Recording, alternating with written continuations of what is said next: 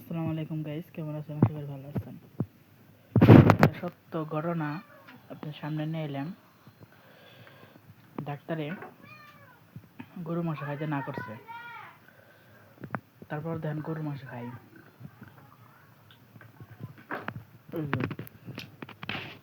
বুঝছেন? আবার কমেন্টে বেরোন না বিসমিল্লাহ বললেন কেন? আমি এর আগে খাইছি বিসমিল্লাহ বলে, তাই বললাম না। এই যে গরুর মাংস তাও খাই কেন? গরুর মাংস আমার প্রিয়, আমি গরুর মাংস পছন্দ করি, এই জন্য গরুর মাংস ছাড়তে পারি না।